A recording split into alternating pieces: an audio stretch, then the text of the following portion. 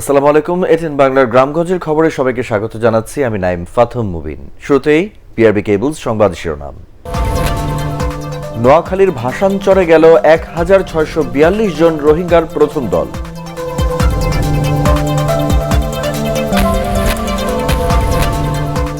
পদ্মা সেতুতে বসল ৪০তম স্প্যান। সবশেষ স্প্যানটি বসানো হবে আগামী সপ্তাহে। দৃশ্যমান ৬ কিলোমিটার। এবং করোনায় গত ২৪ ঘন্টায় দেশে আরও ২৪ জনের মৃত্যু, নতুন শনাক্ত ২,২৫২। শুনছিলেন বিআরবি কেবলস সংবাদ শিরোনাম।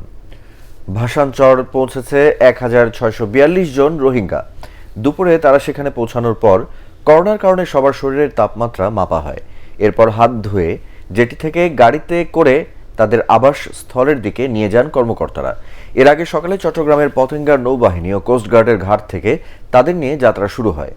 ভাসানচরে নিয়ে যাওয়ার জন্য গতকাল কক্সবাজারের উখিয়ায় বালুখালী ক্যাম্প থেকে ২০টি বাসে করে রোহিঙ্গাদের চট্টগ্রামে নেয়ার পর রাতে তাদের রাখা হয় নৌবাহিনীর রেডি রেসপন্স বাথ জেটি ও বিএএফ শাহীন কলেজ মাঠে স্থাপিত অস্থায়ী ট্রানজিট ক্যাম্পে।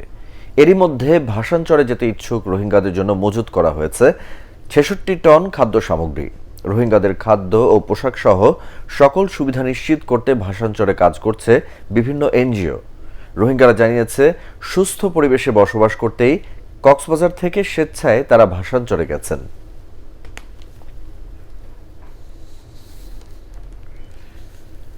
ভাসানচর শুধু আশ্রয়ন প্রকল্প নয়, এটিকে গড়ে তোলা সম্ভব পর্যটন কেন্দ্র হিসেবেও। সমুদ্রের বুকে জেগে ওঠা এই চরে রয়েছে প্রাকৃতিক বন। চারপাশের সাগর ঘেরা এই দ্বীপ যেন সৌন্দর্যের আধার। ভাসানচর ঘুরে এসে রিপোর্ট করছেন সৈয়দ তামিম মাহমুদ। দূর থেকে যে দ্বীপটি দেখা যাচ্ছে সেটি ভাসানচর। নয়নাভিরাম এই দ্বীপেই আশ্রয়ন প্রকল্প করা হয়েছে বাস্তুচ্যুত রোহিঙ্গাদের জন্য। তবে এই দ্বীপের সৌন্দর্য দেখেও চোখ জুড়িয়ে যায়। দ্বীপের তীরে বসে বিশাল সাগরের ঢেউ যেমন উপভোগ করা যায়, তেমনি দেখা যায় সূর্যোদয় বা সূর্যাস্ত। আছে নানা প্রজাতির পাখি, যা মুগ্ধ করেছে সবাইকে। এখানে প্রকৃতির অসাধারণ কিছু বিষয় রয়েছে। একপাশে সমুদ্র, সবুজ, নীরবতা, মানে একটা চমৎকার জায়গা। শান্ত, নীরব, মানুষ প্রকৃতির কাছে যাওয়ার জন্য যা চায় তার সবকিছুই ভাসানচরে আছে। কক্সবাজার, সেন্ট মার্টিন কিংবা সাগর এলাকা মানেই পর্যটন। এখানেও তাই সাগরের কূল ঘেঁষে পর্যটন গড়ে তোলার সুযোগ রয়েছে এবং তা প্রয়োজনও। এই বিপুল সংখ্যক রোহিঙ্গা তো আছেই, তাদের সেবা দিতে এই দ্বীপে আগমন ঘটবে দেশি বিদেশি অনেকেরই। তাদের মানসিক প্রশান্তি দিতে পারে এই দ্বীপের সৌন্দর্য। যদি আমরা চাই এগ্রো প্রজেক্টে যাব, এগ্রো প্রজেক্ট এখানে আছে। যদি চাই আমরা একটু বন থেকে ঘুরে আসব, বনও এখানে আছে। যদি চাই আমরা একটু বিচের পাড়ে যাব, বিচটাও এখানে আছে। ঘোরার জন্য একটা ভালো দ্বীপও হতে পারে ভবিষ্যতের জন্য। এখানে সরকার ইচ্ছা করলে ট্যুরিজম প্লেস তৈরি করতে পারেন। ভাসানচরে পরিকল্পিত পর্যটন অবকাঠামো গড়ে তুলতে এরই মধ্যে প্রস্তাবনাও পাঠিয়েছে প্রকল্প সংশ্লিষ্টরা। যেভাবে ল্যান্ড আপনার বাড়ছে এই দক্ষিণ দিকে, এই ল্যান্ড যদি চলমান থাকে এবং বাংলাদেশ সরকারের যে আপনার ডেল্টা প্ল্যান আছে, এই ডেল্টা প্ল্যানে দেখবেন যে এক সময় অনেক বিনিয়োগকারী এখানে আসবে, পর্যটন খাতটা অনেক রিচ হবে। একটা ইকো ট্যুরিজমের একটা প্রস্তাবনা আমরা সংশ্লিষ্ট মন্ত্রণালয়ে দিয়েছি। এটা স্টিল পেন্ডিং। যদি সিদ্ধান্ত এখান থেকে আসে তাহলে হয়তো বা হবে। এই দ্বীপে আছে কিছু ম্যানগ্রোভ বন, যাতে প্রাণীদের অভয়ারণ্য গড়ে তুলতে পারলে পর্যটনের যেমন বিকাশ ঘটবে, তেমনি রক্ষা হবে জীববৈচিত্র্য। সৈয়দ তামিম মাহমুদ, এটিএন বাংলা, চট্টগ্রাম। মুন্সিগঞ্জের মাওয়া প্রান্তে বসানো হলো পদ্মা সেতুর ৪০তম স্প্যান। এর মধ্য দিয়ে দৃশ্যমান হলো সেতুর ৬ কিলোমিটারের বেশি অবকাঠামো। প্রকল্প সংশ্লিষ্টরা জানিয়েছেন, আগামী সপ্তাহের সবশেষ স্প্যানটি বসানো হবে। এরপর আগামী বছরের জুনে শেষ হবে সেতুর নির্মাণ কাজ। মাওয়া থেকে ফিরে জানাচ্ছেন একরামুল হক সায়েম। পদ্মার বুকে যেন স্বপ্নের জাগরণ। খরস্রোতা পদ্মায় এখন দৃশ্যমান বহু কাঙ্ক্ষিত পদ্মা সেতু। শুক্রবার পদ্মা সেতুর মাওয়া প্রান্তে বসানো হলো আরও একটি স্প্যান। ১১ ও ১২ নম্বর পিলারের উপর উঠানো হলো ৪০তম স্প্যানটি। বাকি আর মাত্র একটি স্প্যান বসানো হলেই ৬.১৫ কিলোমিটারের সেতুর মূল অবকাঠামো শেষ হবে। ৪১তম স্প্যান বসবে আপনার ওই ৯-১০ তারিখে আশা করি। তো মনে করেন ১২ নম্বর পিলার থেকে ১৩ নম্বর পিলারের বিশ্বাস এরপরে মনে করেন আর রেল লাইনের কাজ আছে কিছু, তারপরে উপরে রাস্তার কাজ আছে। পদ্মা সেতুর নির্মাণ কাজ শুরু হয় 2014 সালে। 2017 সাল থেকে শুরু হয় স্প্যান বসানোর কাজ। পাশাপাশি চলছে সড়ক ও রেলপথ তৈরির জন্য স্ল্যাব বসানোর কাজও, যার অনেকখানি এরই মধ্যে শেষ হয়েছে। উপরের স্ল্যাব বসানো 13 থেকে 42তম পিলারের মধ্যে 80% ও রেলওয়ে স্ল্যাব বসানো 75% কমপ্লিট। দক্ষিণ পশ্চিম অঞ্চলে 21টি জেলা সাথে ঢাকার যে যোগাযোগ, আমরা আগে যে ভোগান্তি ছিল, অনেকটা কাঠ ঘরে আমরা ঢাকাতে আসতে হতো, সেটা এই সেতু চালু হলে অনেকটা লাঘব হবে। প্রকল্প সংশ্লিষ্টরা বলছেন করোনার মধ্যে কিছুটা ধীরে হলেও বর্তমানে দ্রুত চলছে সেতুর নির্মাণ কাজ। তাদের আশা আগামী বছর নির্ধারিত সময়ে চালু হবে পদ্মা সেতু। একসময় কেবল স্বপ্ন হলেও এখন সেই স্বপ্নের সেতু বাস্তবায়নের মাধ্যমে এই খরস্রোতা পদ্মার বুকে স্থাপিত হচ্ছে দেশের উন্নয়ন অগ্রগতির অনন্য এক দৃষ্টান্ত। আর মাত্র একটি স্পেন বসানোর মাধ্যমে সেতুর মূল অবকাঠামো শেষ করে এই ডিসেম্বর মাসেই পদ্মা জয় করতে চায় বাংলাদেশ। ইকরামুল হক সায়েম, এটিএন বাংলা, মাওয়া, মুন্সিগঞ্জ।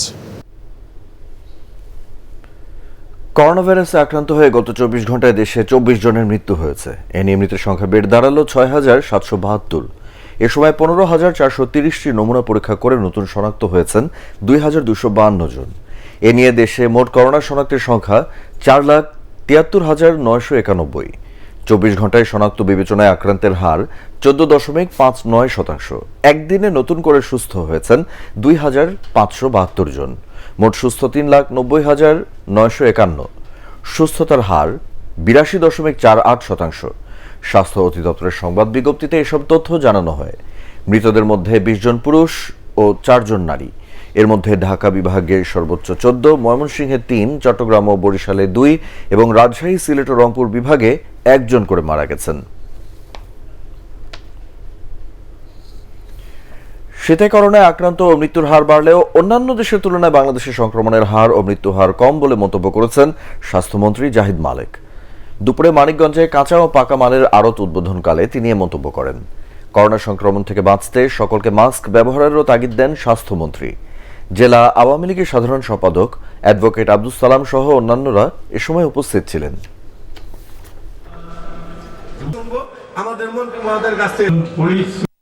শীতকালীন সময় আমরা দেখি সংক্রমণের হার বাড়ছে, বাংলাদেশেও মৃত্যুর হার বাড়ছে।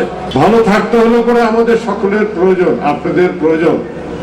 আপনারা নিজেদেরকে ভালো রাখবেন, বেপরোয়া হলেও চলবে না।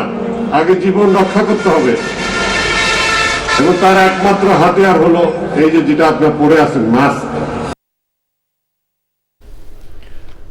বঙ্গবন্ধু শেখ মুজিবুর রহমানের ভাস্কর্য নিয়ে কেউ বাড়াবাড়ি করলে আইন তার নিজস্ব গতিতে চলবে এবং দেশের মানুষ যে কোনো মূল্যে তার প্রতিহত করবে বলে মন্তব্য করেছেন মৎস্য ও প্রাণী সম্পদ মন্ত্রী অ্যাডভোকেট সমর রেজাউল করিম। সকালে সাভারে বাংলাদেশ প্রাণী সম্পদ গবেষণা ইনস্টিটিউটে দুদিনব্যাপী বার্ষিক রিসার্চ রিভিউ কর্মশালার উদ্বোধন শেষে তিনি এ মন্তব্য করেন। মৎস্য ও প্রাণী সম্পদ মন্ত্রণালয়ের সচিব রৌনক হাসান, প্রাণী সম্পদ অধিদপ্তরের মহাপরিচালক আব্দুল জব্বার ও বিএলআরআই এর মহাপরিচালক নাথুরাম সরকার এতে বক্তব্য রাখেন। বিভিন্ন বিশ্ববিদ্যালয়ের গবেষক সহ 180 জন বিজ্ঞানী কর্মশালায় অংশ নিচ্ছেন।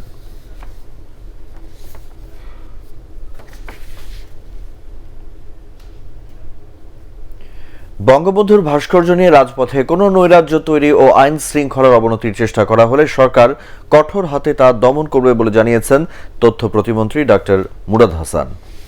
জামালপুরের সরিষাবাড়ির পোগলদিঘা ইউনিয়নের বগারপাড় ও মহাদান ইউনিয়নের করগ্রামে মুজিববর্ষ উপলক্ষে ভূমিহীনদের জন্য 295টি গৃহ নির্মাণ কাজের অগ্রগতি পরিদর্শনকালে তিনি একথা জানান। পরে প্রতিমন্ত্রী সরিষাবাড়ি উপজেলা স্বাস্থ্য কমপ্লেক্সে আয়োজিত এক অনুষ্ঠানে নবনিযুক্ত 62 জন পেইড পেয়ার ভলান্টিয়ারের মাঝে সনদ ও নিয়োগপত্র বিতরণ করেন। উপজেলা প্রশাসন ও স্বাস্থ্য বিভাগের কর্মকর্তারা এ সময় উপস্থিত ছিলেন।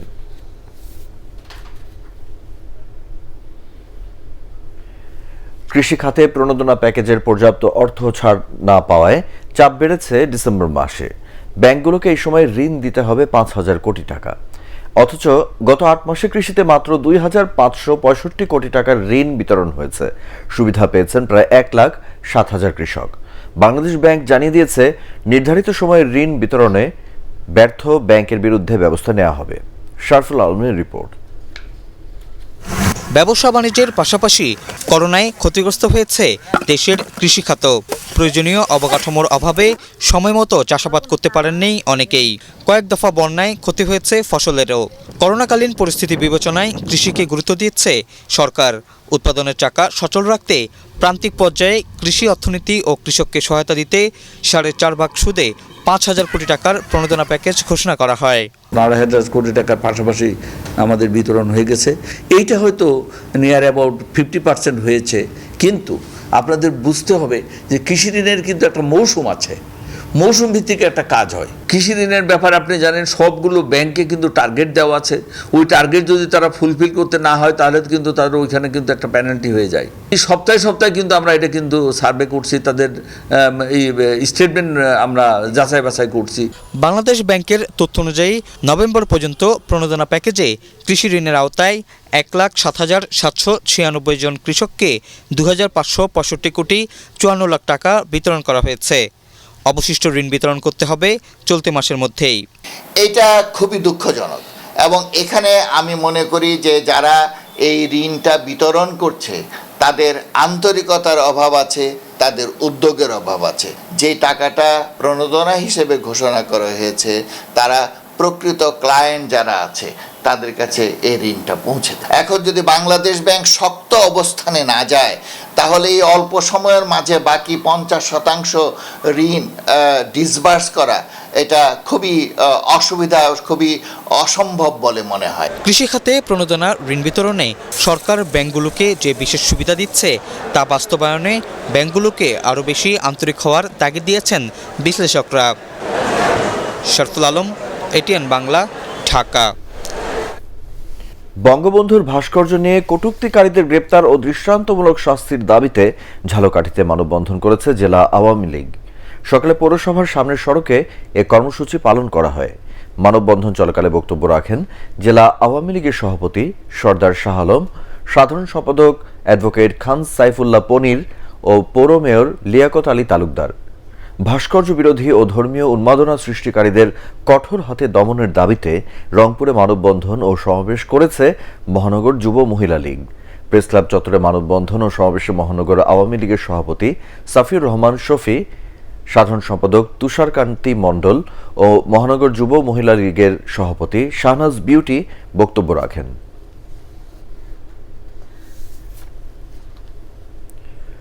কুষ্টিয়ার কুমারখালীর শিলাইদহে বিশ্বকবি রবীন্দ্রনাথ ঠাকুরের কুঠি বাড়িতে নির্মাণাধীন বিভিন্ন উন্নয়ন কার্যক্রম পরিদর্শন করেছেন বাংলাদেশে নিযুক্ত ভারতীয় হাইকমিশনার বিক্রম কুমার দোরাই স্বামী। সকালে তিনি কুঠিবাড়ি প্রাঙ্গণে ভারতীয় অর্থায়নে নির্মাণাধীন মুক্ত মঞ্চ, ক্যাফেটেরিয়া, বিশ্রামাগার সহ অন্যান্য উন্নয়নমূলক কার্যক্রম তদারকি ও পর্যবেক্ষণ করেন। এ সময় কুষ্টিয়ার জেলা প্রশাসক আসলাম হোসেন, অতিরিক্ত পুলিশ সুপার মোহাম্মদ মোস্তাফিজুর রহমান ও কুমারখালী উপজেলা নির্বাহী কর্মকর্তা রাজিবুল ইসলাম খান উপস্থিত ছিলেন।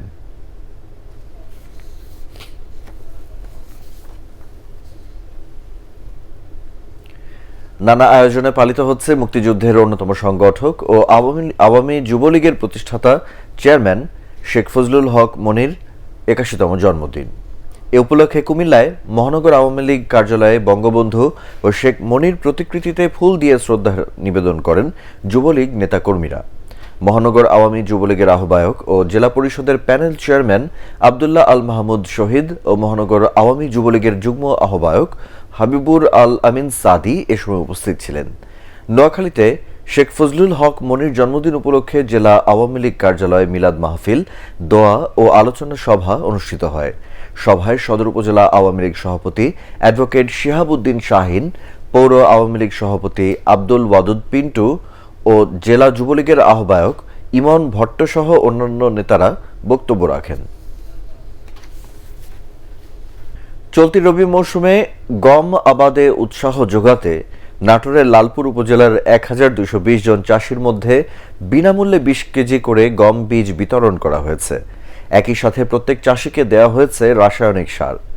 লালপুর উপজেলা পরিষদ মিলনায়তনে কৃষকদের হাতে বীজ ও সার তুলে দেন সংসদ সদস্য শহীদুল ইসলাম বকুল।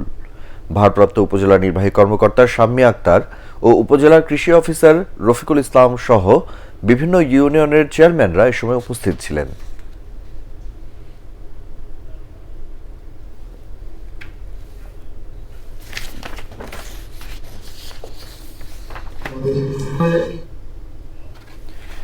এই পৃথিবী যেমন আছে তেমনই ঠিক রবে, সুন্দর এই পৃথিবী ছেড়ে একদিন চলে যেতে হবে।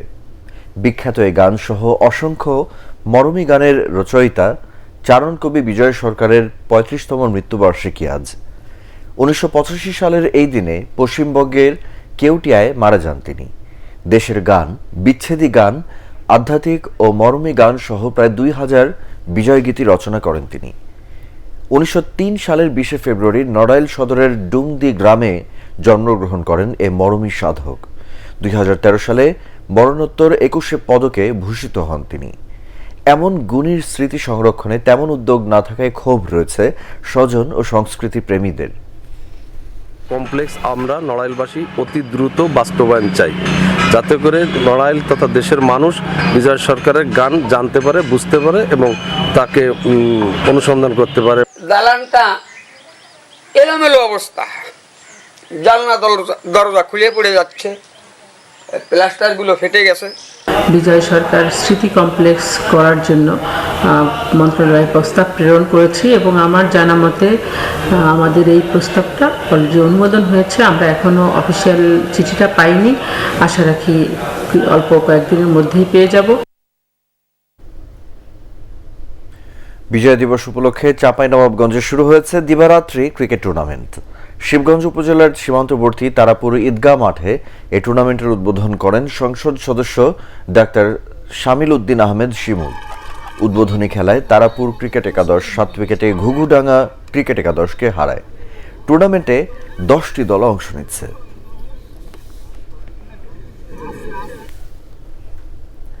পরবর্তী সংবাদ দেখার আমন্ত্রণ জানিয়ে এখনকার মতো শেষ করছি। করোনা ভাইরাস থেকে নিজেকে সুরক্ষিত রাখতে মাস্ক পরুন, বারবার হাত পরিষ্কার করুন। এটিএন বাংলা সংবাদ ইউটিউবে দেখতে ব্রাউজ করুন youtube/ATN Bangla News।